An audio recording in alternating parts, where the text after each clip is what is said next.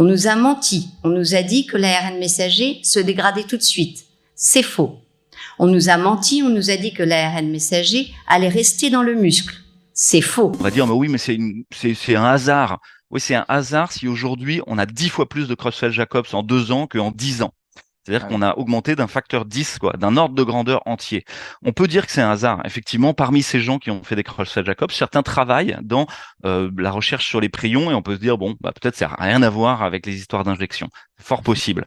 Néanmoins, dans ce cas-là, on commandite une recherche, on commandite une investigation. Il y a des philosophes qui commencent à dire « Ah oui, c'est vrai, je me suis trompé, on s'est trompé.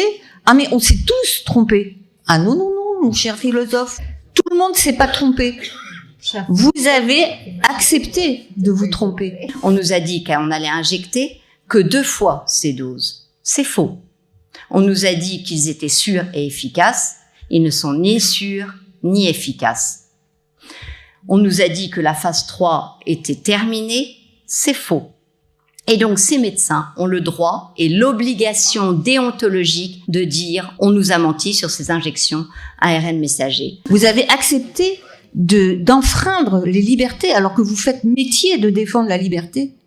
Vous avez été le premier à prôner la suppression de la liberté et la condamnation des gens qui étaient libres. Ils étaient libres de refuser de s'injecter un produit expérimental. Et vous les avez dénoncés alors que vous dites que vous êtes pour la liberté. Mais ça, c'est grave. Et c'est pas juste, on nous a trompés. Je veux bien qu'on nous ait menti.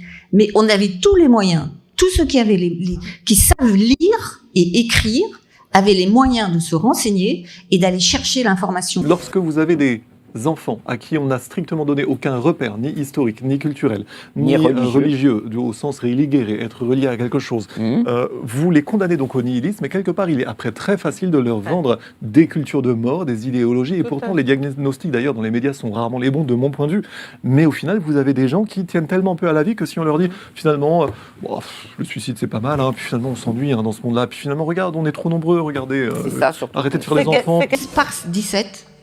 Vous allez sur le site Johns Hopkins University. John Hopkins, oui. C'est le même qui ont fait le Event 201, dont vous avez tous entendu parler. Bon. Eh bien, ils en ont fait avant. Event 201, c'était en 2019. En 2018, il y en a eu un autre qui s'appelle CLEDX. CLEDX, là, ils ont prévu toutes les mesures qu'ils nous ont appliquées.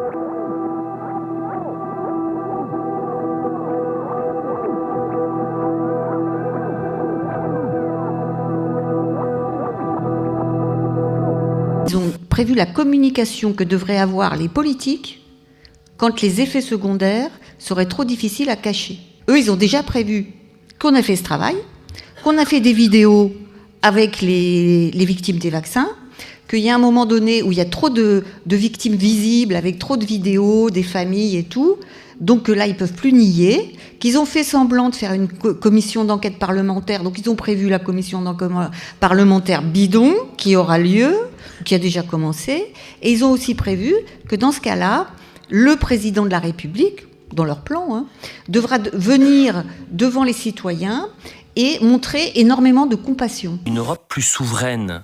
Est-ce que vous partagez ce vœu d'Emmanuel Macron ? Donc la souveraineté européenne, ça n'a aucun sens puisqu'il n'y a pas de peuple européen. Il y a des peuples européens, mais il n'y a pas un peuple européen.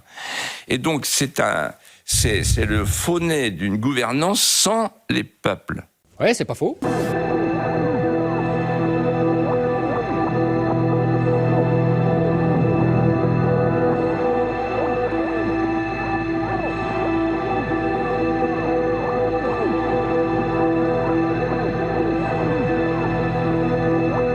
Le sens de la vie, pour les humains, il s'exprime dans le langage. Et donc ça, c'est la faculté de symbolisation. Mais la faculté de symbolisation suppose de mettre entre parenthèses l'objet physique, dans une certaine mesure.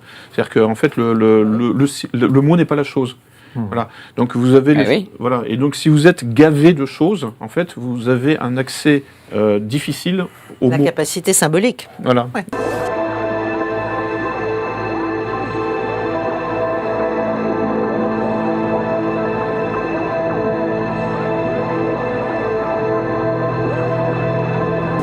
plans politiques, ils existent.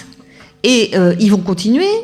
Et ils ont prévu, donc l'année prochaine, de prendre la souveraineté des nations à l'OMS et que l'OMS décide des mesures en cas de pandémie et les applique directement, indépendamment de la volonté des États. Il y a un projet de traité, là. 2 changements majeurs. C'est la fin du vote à l'unanimité en matière de défense et de politique étrangère. Donc c'est la fédéralisation. Et également, le président de la Commission devient le président de l'Union. En fait, Emmanuel Macron se rêve, Elliot, en président des États-Unis d'Europe. Parce que c'est notre projet! Si les États signent le traité nouveau pandémique qui sera soumis aux États en 2024, s'ils le signent, ça veut dire qu'ils perdent la souveraineté et ils signent l'obligation d'appliquer les décisions de l'OMS dès que l'OMS le décidera. Vous comprenez bien qu'avec l'arrivée de l'intelligence artificielle associée à toutes les capacités techniques de mémorisation et de communication, l'activité humaine, et en particulier celle qui s'est développée sous la forme robotisée que nous avons largement survalorisée depuis 200 ans, est morte. Donc il va bien falloir réinventer une façon pour que l'être humain ait une place sur cette terre.